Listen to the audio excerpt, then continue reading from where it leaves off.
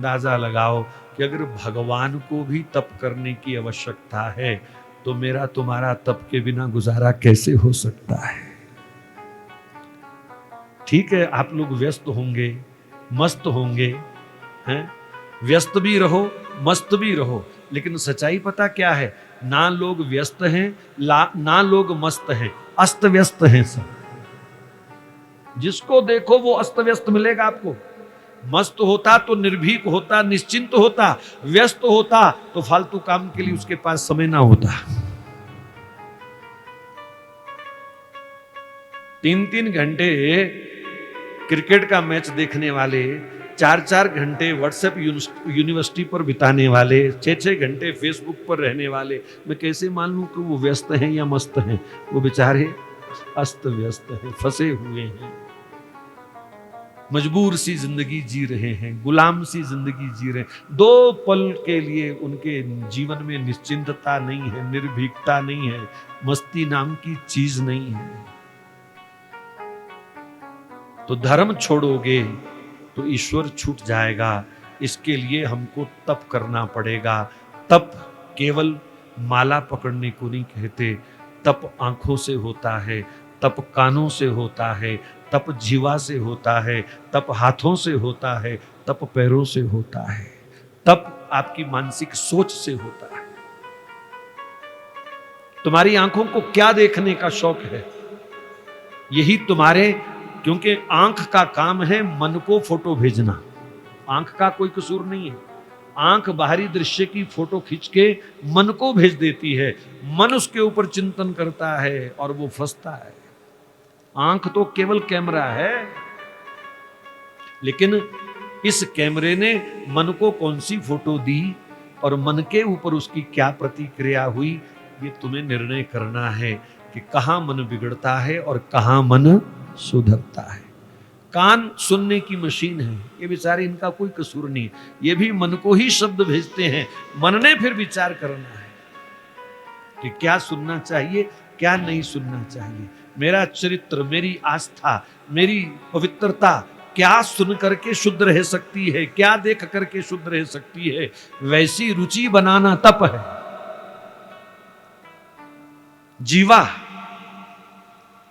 जीवा के अंदर 2 इंद्रियां हैं, एक वाक इंद्री बोला गया इसको, एक शब्द इंद्री बोला गया इसको। इसके पास 2 डिपार्टमेंट है। खाते समय ध्यान रखना ही पड़ेगा। मन तो स्वाद मांगता है, लेकिन उतना खाओ, उतना मत खाओ जितना खा सकते हो, उतना खाओ जितना पचा सकते हो। जीवा के स्वाद में फंसने वाला कभी निरोग नहीं रह सकता। इसीलिए मैंने कल परसों भी चर्चा करी थी शायद, कि कभी कभी उल्टा भाषा फीका ये भी हफ्ते में 1 आध बार लेना चाहिए।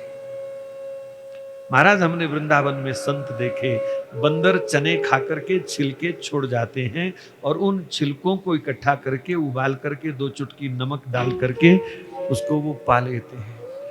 बहुत साल पहले एक बाबा भिक्षा करके आए, हम यमुना स्नान कर रहे थे, तो पोटली में दाल, सब्जी, पूड़ी, भाजी जो 5-7 घरों में मिला, एक पोटली में बांध करके वो ऐसे ऐसे यमुना जी में डुबकी लगा रहे थे, उसको धो रहे थे, जैसे लोग कपड़े धोते हैं ना, वो रोटी सब्जी दाल जो भी था उसमें उसको धो रहे थे। मैंने कहा बाबा ये क्या कर रहे हो, सारा स्वाद खराब कर लिया तुमने।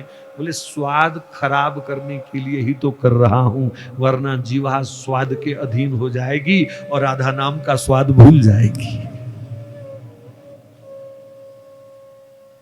हमारे गांव में एक, मैं तो कहूंगा सिद्ध पुरुष थे, हम छोटे छोटे थे, तो वो शमशान घाट पर रहते थे, बड़े मस्त से महात्मा, बड़ा तेज उनके चेहरे पर। हमारे पूज्य गुरुदेव के शिक्षा गुरु हुए एक ब्रह्म ऋषि जी महाराज, उन्हीं को वो अपना गुरु मानते थे। तो ब्रह्म ऋषि जी ने अपने अंतिम समय में जब वो थे, तो गुरुदेव ने उनसे पूछा कि आपकी समाधि, आप क्योंकि गुरु परंपरा में नहीं हैं, तो बाकी गुरु परंपरा में आपकी समाधि नहीं बनाई जा सकती, तो हमारा मन है कि आप स्वयं बताएं कि मंदिर में आपकी समाधि कहाँ बनाई जाए। क्योंकि हमारे पूज्य गुरुदेव को उन्होंने शिक्षा दी थी और वो उनको बहुत मानते थे, बहुत मानते थे। इतने बड़े महापुरुष होने पर भी, इतनी बड़ी गुरुगद्दी के आचार्य होने पर भी महाराज वो ऋषि जी को इतना सम्मान देते थे। एक बार ऐसी घटना बनी, किसी कोई दीक्षा लेने के लिए महाराज जी के पास आया, तो पूज्य महाराज श्री जल्दी दीक्षा नहीं देते थे। अभी भद्रा चल रही है, अभी मुहूर्त नहीं है, अभी तारा अस्त है, नवरात्रों में आना। 6 महीने बाद वो नवरात्रों में आया, वो आज आप आ गए, अभी तो आज तो राहु काल चल रहा है। ऐसे साल 2 साल वो टालते थे। जब देखा 2 साल तक इसकी निष्ठा नहीं टूटी, तब वो जाके दीक्षा देते थे। तो एक बार एक सज्जन कोई आए तो महाराज जी ने मना कर दिया। तो उनका ऋषि जी से थोड़ा परिचय था उस परिवार का, तो उन्होंने ऋषि जी से जाकर के कहा, महाराज आपके तो शिष्य हैं विद्या में, तो आप महाराज जी को बोलो कि दीक्षा दे दो हमको। बोले उन्होंने क्या कहा? बोले और 6 महीने डेट दे दी उन्होंने, तो मना कर दिया उन्होंने। तो बोले जाओ उनको कहो ऋषि जी ने बोला है दीक्षा दो। अब वो विद्या गुरु थे तो टीचर तो अपना अधिकार रखता है ना। जाओ गुरु जी को बोलो जाकर के कि ऋषि जी ने बोला दीक्षा दो। तो उन्होंने जाके कहा कि ऋषि जी ने भेजा है। तो उन्होंने कहा ऋषि जी ने भेजा है तो भाई हम नहीं देंगे दीक्षा जी, ऋषि जी ने भेजा, मुहूर्त नहीं है। उन्होंने आके फिर कह दिया ऋषि जी वो तो दीक्षा नहीं दे रहे। अच्छा, हमारा कहना नहीं माना इन्होंने, अच्छा हम जा रहे हैं। तो वहीं अपना वो अंगोछा सा बांधते थे, कोई रखते ही नहीं थे पास, फुट्टी कोड़ी नहीं रखते थे, पक्कड़ आदमी थे। बोले हम जा रहे हैं।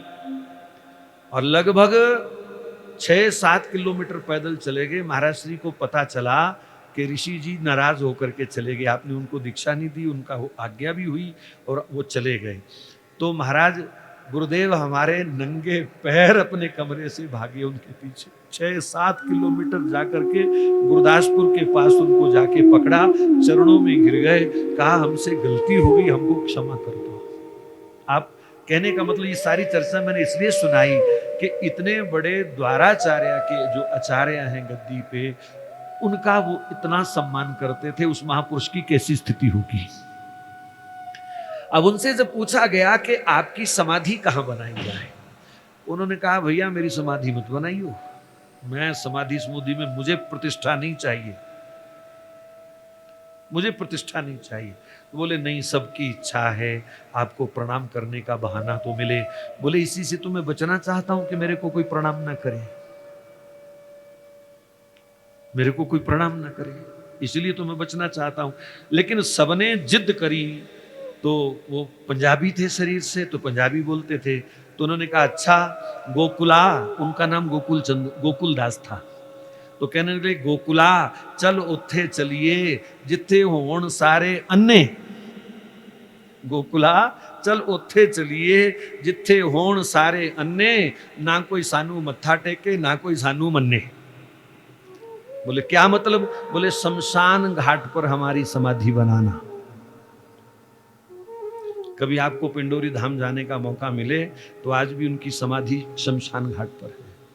अब डरते मारे वहां कोई जाता नहीं है मत्था टेकने। लेकिन मैं जिसकी बात आपको बता रहा था, वो जो सिद्ध पुरुष महाराज, हमने उनको भोजन करते हुए देखा। लंगर में जितना आटा बच जाता था ना, उसका एक टिक्कड़ पकाया जाता था, कम से कम इतना मोटा इतना चौड़ा, और वो टिक्कड़ 2-4 घंटे तवे पर सिकता रहता था, हल्की हल्की आंच में। और जब आंच मंद हो जाती थी, नीचे लकड़ी का चूल्हा होता था, तो उसको राख में दबा दिया जाता था। फिर वो एकदम जैसे बाटी बनती है ना राजस्थानियों की, वैसे बाटी जैसा हो जाता था। तो इतना बड़ा टिक्कड़ 5-6 किलो का वो अकेले पाते थे बड़े प्रेम से इतना उनका भोजन होता था। तो मैंने हमने बचपन में देखा। हमारे गांव में कभी कभी बाल्टी लेकर के, इतनी बड़ी बाल्टी लोहे की होती थी, और घर घर में भिक्षा करते। बाबा जी चाह पा दियो, बाबा जी दही पा दियो, बाबा जी दूध पा दियो, बाबा जी दाल पा दियो, फुल्का पूड़ी खीर हलवा, 10-20 जो जिसके घर में बासा हो ताजा हो, सब उसमें बाल्टी में। अब वो हमारे घर के पास ही वहाँ एक धर्मशाला सी बनी हुई है, उसके पीछे वो जाके बैठ जाते थे, हाथ लगा के, दांत नहीं थे ना, तो अच्छी तरह उसको नरम करना। फिर अगर देखा कि गाढ़ा है, पिया नहीं जाएगा, तो नल के नीचे रख करके बाल्टी में पानी डाल लेना, और सारा जो मसाला है वो तैयार हुआ। मतलब खीर भी उसी में, दही भी उसी में, चाय भी उसी में, लस्सी भी उसी में, दाल भी उसी में, चावल भी उसी में, पूड़ी भी उसी में, फुल्का सब उसी में। वो सब घोल घाल करके ऐसे बाल्टी को मुंह लगाना और पूरी बाल्टी अंदर। दोपहर 2-3 बजे वो 5-6 किलो का मोटा टिक्कड़ वो भी अंदर, इतना पाते थे वो। लेकिन हजारों लोगों का रोज भोजन बनता था लंगर में। लंगर में लगने वाली लकड़ी वो कुल्हाड़े से अकेले फाड़ते थे सब। सारी लकड़ी काटना, तैयार करना और कंधे पे रख रख करके लंगर तक ले जाना। तो एक बार उनसे हमने पूछा, डर लगता था, उनका तेज इतना था। सारा दिन वो गुरुदेव की परिक्रमा करते रहते। शमशान घाट पर कोई मर जाता तो उसको वही जलाते थे, जब तक उसकी अस्थि नहीं ले जाते थे तब तक वो वहां ड्यूटी देते थे। अब उनसे डरते मारे कोई बात नहीं करता। बच्चे भाग जाते, बोले ये तो भूत है, आदमी नहीं है, भूत है। कई भ्रांतियां भी उनके बारे में लगी। बोले ये जब चलता है तो उसके पैर नीचे नहीं लगते, ऐसी अफवाहें बचपन में बच्चों की हैं। ये सोता नहीं है, ये ऐसे ही रहता है हर समय, और ये जितना ये टेबल है ना ये लंबा है, इससे भी कम होगा, तो उतनी जगह में ही वो रहते थे, आदमी लेट नहीं सकता। अब वो कैसे सोते थे, इसलिए शायद वो बात उड़ी कि ये सोते नहीं है। लेकिन सारी सारी रात वो परिक्रमा करते रहते, राम राम राम। गुरुदेव के साथ उनका इतना स्नेह। फिर उन्होंने एक दिन हमने उनसे पूछ लिया, क्योंकि दादाजी के कारण उनसे थोड़ा परिचय था। वो दादाजी को प्रणाम करते थे जब भी वो पहुंचते थे वहाँ मंदिर में। तो थोड़ा हमारा डर खत्म हो चुका था। तो हमने एक दिन उनको पूछा, उनका नाम था गुरा, गुरा बोलते थे उसको, गुरु की सेवा में रहता था तो गुरा। मैंने एक दिन उनको बोल दिया, मैंने कहा गुरे ये सब तू क्या घोल घोल के पीता रहता है? बोले ये जीभ है, स्वाद दा चस्का नहीं देना, स्वाद का चस्का नहीं देना, इसलिए घोल के पीता हूं। मैंने ये सारी लंबी सी कहानी इसलिए आपको बताई कि जीवा को आपने अगर खान पान का और निंदा चुगली का रस दे दिया तो फिर राधा नाम में नींद ही आएगी और कुछ नहीं आएगा। बोर हो जाओगे, आप नहीं बैठ पाओगे। ये महाराज ये तलवार की धार है, कैसे चलोगे इसके ऊपर? ये शुद्ध निकुंज रस है, शुद्ध विषय रस में अगर रुचि है तो ये निकुंज रस कभी पच नहीं सकता। इसलिए बहुत सावधान।